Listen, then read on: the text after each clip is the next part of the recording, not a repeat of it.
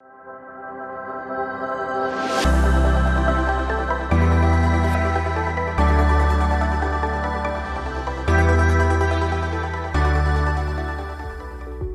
वालेकुम, आप देख रहे हैं program health solution with doctor Sana Adnan. Health solution app के थ्रू हम कोशिश कर रहे हैं कि लोगों में हम हेल्थ से रिलेटेड जो भी इश्यूज़ हैं उनको हाईलाइट करें और वो चीज़ें जो लोग कॉमनली डिस्कस नहीं कर पाते हेल्थ सोल्यूशन ऐप में वहाँ से एडवाइस दे सकते हैं, ऑनलाइन कंसल्टेशन ले सकते हैं और घर बैठे अपने डायग्नोस्टिक टेस्ट और इमेजिंग भी करवा सकते हैं। जैसा कि आप सबको पता है कि अक्टूबर का मंथ जो है world wide breast cancer awareness के हवाले से मनाया जाता है और अब जिस तरह से या हम आगे बढ़ रहे हैं ये चीज़ बहुत ज़्यादा हम देख रहे हैं कि इस तरह के अवेयरनेस सेशंस बहुत ज़्यादा हो रहे हैं। तो हेल्थ सोल्यूशन ऐप के थ्रू हम लोगों में अवेयरनेस देने की कोशिश कर रहे हैं और इसी सिलसिले में आज हमारे साथ मौजूद हैं डॉक्टर सदफ चिश्ती। चलते हैं, इनसे बात करते हैं, इनके बारे में पूछते हैं किस तरह से ब्रेस्ट कैंसर पे हम लोगों को फर्दर अवेयरनेस दे सकते हैं। अस्सलाम वालेकुम। वालेकुम अस्सलाम। कैसी हैं आप डॉक्टर सदफ? अल्हम्दुलिल्लाह। जी डॉक्टर सदफ, बताइए अपने बारे में सबसे पहले। मैं जौतीन हॉस्पिटल में as a senior registrar in general surgery 1.5 साल से काम कर रही हूँ। I had seen multiple patients जिन्हें ब्रेस्ट कैंसर का प्रॉब्लम है, जो बहुत लेट स्टेजेस पे इस वजह से आते हैं क्योंकि हमारे यहाँ औरतों में एक तो ये प्रॉब्लम है कि उन्हें शर्म आती है किसी से डिस्कस करते हुए, किसी को बताते हुए कि उन्हें इस तरह का कोई प्रॉब्लम हो रहा है। और दूसरी वजह ये है कि जो बहुत दूर के इलाकों में लोग रहते हैं तो उन्हें रसाई नहीं है अस्पतालों तक। डॉक्टर से कंसल्टेशन के लिए हेल्थ सॉल्यूशंस ऐप डाउनलोड करें और सेहतमंद रहें। उसकी मल्टीपल वजूहात हैं। एक तो ये कि पूरी दुनिया में ही ब्रेस्ट कैंसर की शरह बढ़ रही है विद पासिंग टाइम। जैसे तमाम कैंसर्स की शरह हर पासिंग ईयर के साथ पिछले साल से बढ़ती जा रही है, इस तरह से इसकी भी बढ़ रही है।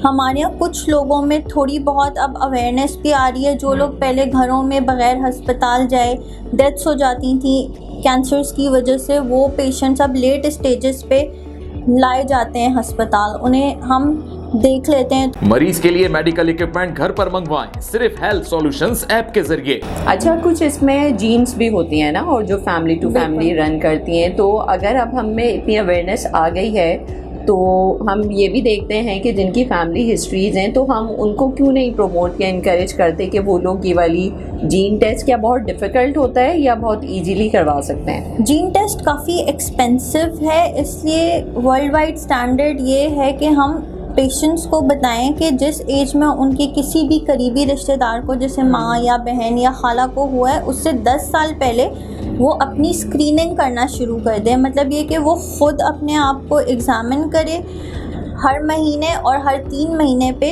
या 6 महीने पे किसी करीबी डॉक्टर से एग्ज़ामिनेशन करा ले। ठीक है।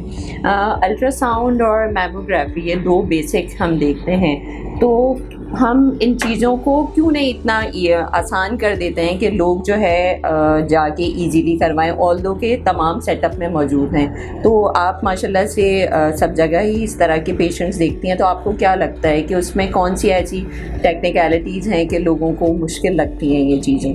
अल्ट्रासाउंड और मैमोग्राम कोई भी पेशेंट अपनी मर्ज़ी से जाके करा सकता है। बहुत सारे सेंटर्स हैं जो फ्री अल्ट्रासाउंड भी ऑफ़र करते हैं। अब जैसे अक्टूबर का मंथ है तो डिफरेंट हॉस्पिटल्स ने जगह जगह कैंप्स लगाए जहाँ पे वो फ्री अल्ट्रासाउंड्स और मैमोग्राम्स ऑफ़र कर रहे हैं। लेकिन फिर भी जैसे हम देखते हैं कि ये चीज़ें इतनी कॉमनली लोग नहीं करवाते। अच्छा, ये चीज़ हम यहाँ तो देख रहे हैं, इंटीरियर में या कुछ हमारे जो ऐसे इलाके हैं वहाँ के भी आप पेशेंट्स देखती हैं, तो उनमें आपको क्या कमी नज़र आती है कि किन चीज़ों का नेग्लिजेंस भी आती है ना, कि लोगों में जो चीज़ें बहुत अर्ली हो जानी चाहिए थी वो नहीं हो पाती? इंटीरियर के पेशेंट्स में सबसे पहली बात ये कि उनके करीबी कोई प्रॉपर हॉस्पिटल्स नहीं है जहाँ वो चेकअप करा सकें। इंटीरियर में जनरली मेल डॉक्टर्स आते हैं, उन्हें availability of female doctor for checkup एक बड़ा प्रॉब्लम फील होता है। उसके अलावा अल्ट्रासाउंड मशीन्स तो बहुत सारी जगहों पे अवेलेबल हैं, लेकिन मैमोग्राम की मशीन्स ही अवेलेबल नहीं है बेसिक हेल्थ सेंटर्स में। तो दैट इज़ वाई जो लोग 40 साल से बड़े हैं उनमें मैमोग्राम ज़रूरी है, वो करा ही नहीं सकते वहाँ पे। लेकिन आपको नहीं लगता डॉक्टर सदफ कि अगर जब गवर्नमेंट इस पे और काम कर रही है तो हम क्यों ना एक ओवरऑल हम यहाँ से टीम्स भेजें और वहाँ पे हम जाके ये चीज़ें परफॉर्म करें, या कोई फीमेल स्क्रीनिंग, कुछ ब्लड टेस्ट, क्योंकि मैमोग्राम तो हम ऐसे नहीं कर सकते ना, लेकिन हम अल्ट्रासाउंड और इस अवेयरनेस को फैलाने में और हमें किस तरह से चीज़ों को एडवांस करने की ज़रूरत है? मल्टीपल हेल्थ टीम्स यहाँ से जाती हैं इंटीरियर में, जो कि ये काम करती हैं कि अवेयरनेस स्प्रेड करती हैं, एग्जामिनेशंस करती हैं, डिफरेंट कैंप्स लगाती हैं, साल में 3 से 4 दफ़ा थर के एरियाज़ में जाती हैं, सक्कर के एरियाज़ में जाती हैं जहाँ पे फीमेल डॉक्टर्स अवेलेबल नहीं हैं। तो लोग उन टीम से कोऑर्डिनेट कर सकते हैं, जिस वक्त टीम आए उस वक्त वो जाके अपने आप को एग्जामिन करा लें। लेकिन उसके बावजूद भी मतलब अल्ट्रासाउंड तो हो ही जाता है, मैमोग्राम इतना इजीली नहीं होगा, अवेलेबल नहीं है, और फिर जहाँ हैं वो एरियाज़ बहुत दूर हैं, और फिर वहाँ पे भी नहीं होता तो लोग कराची में या बिग सिटीज़ में आके फिर अप्रोच करते हैं। तो आप एज ए सर्जन या फीमेल सर्जन या एज ए जनरल सर्जरी जब आप देखती हैं तो लोगों को फिर फर्दर किस तरह से एडवाइस करती हैं उनके फॉलोअप के लिए, या ट्रीटमेंट जब प्लान आप देखती हैं? तो मैमोग्राम की फाइंडिंग्स पे डिपेंड करता है। अगर बेनाइन फाइंडिंग्स हैं तो हम उन्हें समझा देते हैं कि 3 महीने बाद आपने आके दोबारा मैमोग्राम या अल्ट्रासाउंड पेशेंट की एज पे डिपेंड करते हुए आपने ये कराना है। अगर कोई मैलिग्नेंट फाइंडिंग है, जिसका मतलब है कि कैंसर का शुबा आ रहा है मरीज में, तो फिर हम उसको कहते हैं कि बायोप्सी कराओ, और बायोप्सी की तारीख दे देते हैं अकॉर्डिंगली। ठीक है, उसके बाद फिर आते हैं पेशेंट, फॉलोअप करते हैं आपके पास?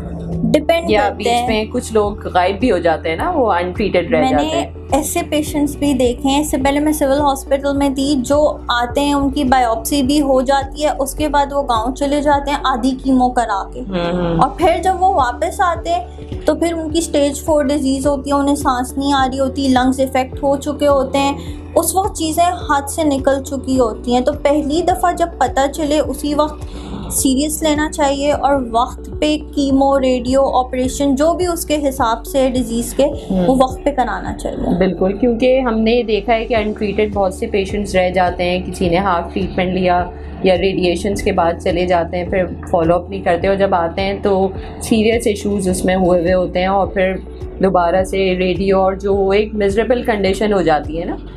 तो हम जो है यहाँ पे जब केसेस देखते हैं, स्क्रीनिंग भी हो जाती है, तो हम जो है कुछ या तो ट्रेनिंग प्रोग्राम्स आपको लगता है कि इस तरह के हमें स्टार्ट करने चाहिए, जो हम वहाँ की मिडवाइफ्स को या उनकी नर्सिंग को कुछ ऐसा ट्रेन कर दें जो गांव देहातों में जाके इस तरह के प्रोग्राम्स करें, या जो ख़वातीन, हर कोई देखें डॉक्टर के पास नहीं जाता, लेकिन जो जा रहा है या किसी से मशवरा भी कर रहा है, तो उनको एटलीस्ट इतना कर दें कि वो थोड़ी बहुत गाइडेंस जगह रेफर कर दें, कोई ऐसी जगह रेफ़र कर दें, या हम नर्सिंग को थोड़ा सा मतलब इतना बता दें कि वो एटलीस्ट उनको अल्ट्रासाउंड, ब्रेस्ट का या मैमोग्राफी का एडवाइस कर दें। इस तरह का भी हम कर सकते हैं कुछ?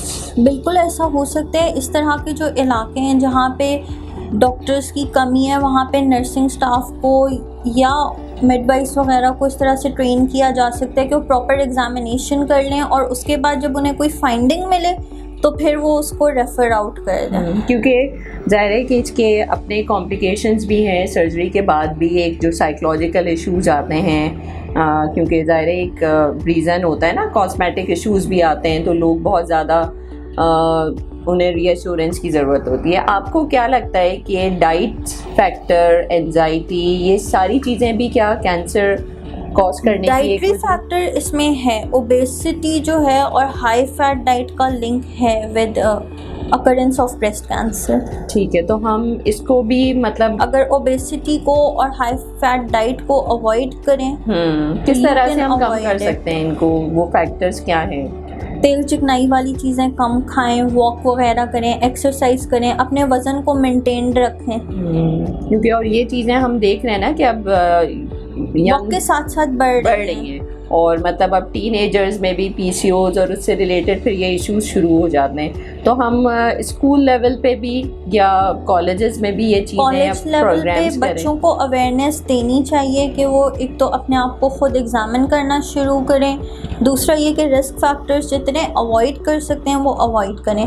कुछ तो ऐसे हैं जो जेनेटिक्स हैं, जो मदर की साइड ऑफ द फैमिली से आते हैं, वो तो अनअवॉइडेबल हैं, लेकिन उसमें ये कि फिर आप अर्ली स्क्रीनिंग करें। बाकी स्मोकिंग, अल्कोहल और वेट, ये 3 चीज़ें कंट्रोलेबल रिस्क फैक्टर्स में आती हैं। बिल्कुल, जो कि हम इजीली कंट्रोल कर सकते हैं ना। इसके अलावा डॉक्टर सदाफ, एंजाइटी रिलेटेड भी बहुत इश्यूज आते हैं ना, ये इस तरह के कुछ साइक्लिकल इश्यूज भी हैं, उनको कैसे कम किया जा सकता है? एंजाइटी से रिलेटेड ये है कि एंजाइटी आपकी इम्यूनिटी कम करती है, तो किसी भी तरह के कैंसर सेल्स बॉडी में तेज़ी से मल्टीप्लाई होते हैं।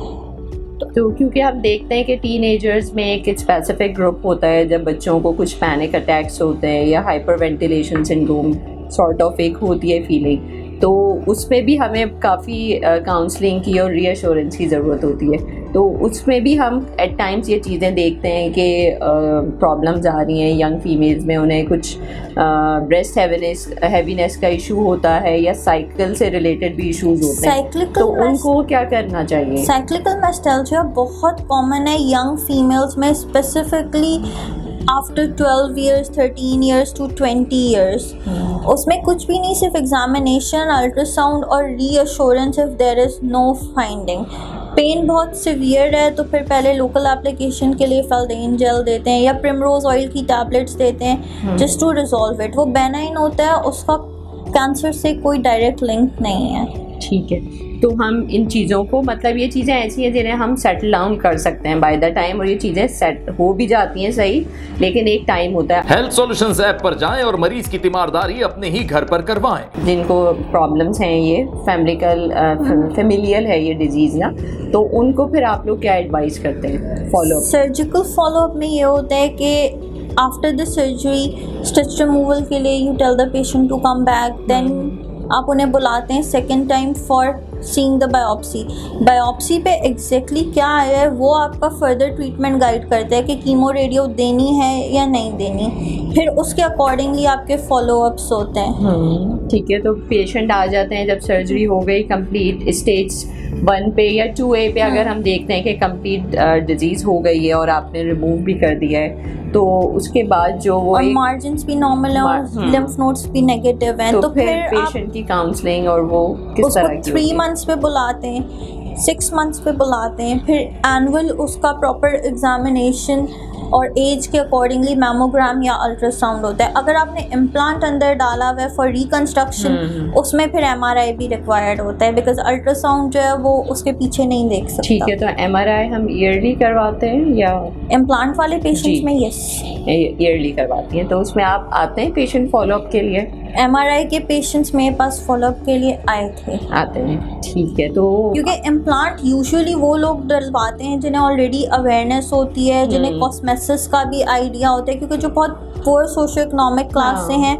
दे डोंट वांट इम्प्लांट्स, उनको हम तो फिर उन्हें ऑलरेडी पहली अवेयरनेस होती है तो वो इम्प्लांट की डायरेक्शन लेते हैं। सही है, तो क्योंकि ये चीज़ अब इतनी ज़्यादा बढ़ती जा रही है ना, वर्ल्ड वाइड हम केसेस देख रहे हैं कि ब्रेस्ट कैंसर पे केसेस बहुत ज़्यादा बढ़ते जा रहे हैं, तो किस तरह से हम लोगों को इनकरेज करें, क्या अवेयरनेस देना चाहती हैं? हेल्थ सॉल्यूशंस पर वैक्सीन ऑर्डर करें और कोविड-19 की वैक्सीनेशन घर पर रहते हुए लगवाएं। लोगों को चाहिए कि जब ये अवेयरनेस कैंप्स लगें तो उन्हें विजिट करें, सेल्फ एग्जामिनेशन करें। मैं चाहूँगी कि आप सेल्फ एग्जामिनेशन के बारे में ना थोड़ा सा बताएं ताकि लोग इसको फॉलो करें। और सेल्फ एग्जामिनेशन में ये होता है कि you have to stand in front of the mirror में अपने आप को देखते हुए पहले राइट साइड और फिर लेफ़्ट साइड सर्कुलर मेथड में निपल से पूरा अराउंड ब्रेस्ट को फील करना होता है। कहीं पे भी कोई भी लंप या कोई भी हार्डनेस फील हो तो फ़ौरन आपको चाहिए कि आप नेक्स्ट डे ही डॉक्टर के पास जाएं और उससे मशवरा करें। ठीक है, और इस प्लेटफॉर्म के थ्रू आप कैसे लोगों को अवेयरनेस देना चाहेंगी कि ये चीज़ें बिल्कुल मिस आउट नहीं करें, क्योंकि फ़ीमेल ज़ाहिर है एक बहुत इम्पॉर्टेंट रोल प्ले करती हैं अपनी फैमिली का, तो वो बिल्कुल अपनी हेल्थ को इग्नोर ना करें। तो प्लीज़ हमारी ऑडियंस को थोड़ा सा इनकरेज करें। A healthy female means a healthy family. अगर मदर हेल्दी हैप्पी नहीं होगी तो जाहिर है वो अपनी फैमिली की, अपने बच्चों की केयर नहीं कर सकेगी और सारा फैमिली सिस्टम उसका ख़राब हो जाएगा। तो एक हेल्दी रनिंग फैमिली के लिए मदर का हेल्दी होना बेसिक रिक्वायरमेंट है। So all mothers and sisters should take good care of their health. Thank you so much. Doctor Sadaf हमारे साथ थी, बहुत ही कीमती टाइम इन्होंने निकाला हमारे लिए। हेल्थ सोल्यूशन ऐप के थ्रू हम लोगों को कोशिश कर रहे हैं कि घर बैठे उनको फैसिलिटेट करें, और हमारी वो फीमेल्स जो टाइम नहीं निकाल पाती या कोई और इशू की वजह से हॉस्पिटल नहीं भी जा पाती, अगर उन्हें कोई भी ब्लड टेस्ट करवाने हैं या इमेजिंग भी करवानी है, अल्ट्रासाउंड करवाना है या एक्सरे, तो वो ये तमाम फैसिलिटीज़ अपने घर पे ले सकती हैं। यही नहीं, इसके अलावा वो लोग जो बाहर हैं और उनके पेरेंट्स या और कोई सिबलिंग यहाँ पे हैं और उन्हें आने जाने का मसला है, वो लोग भी हेल्थ सोल्यूशन ऐप के थ्रू ये तमाम फैसिलिटीज़ घर पे ले सकते हैं। तो आज ही ऐप डाउनलोड कीजिए और इस हेल्थ से रिलेटेड कोई भी इशू है, कोई कंसल्टेशन लेनी है, कोई मेडिसिन डिलीवर करवानी है या कोई भी ब्लड टेस्ट करवाना है, तो वो सब आप घर बैठे करवा सकते हैं। कोई भी अपने अपॉइंटमेंट अगर मिस नहीं करना, अगर आप जा नहीं सकते, तो ऐप के थ्रू कंसल्टेशन ले सकते हैं। Thank you so much. Download health solution app for your own health. अल्लाह हाफिज़।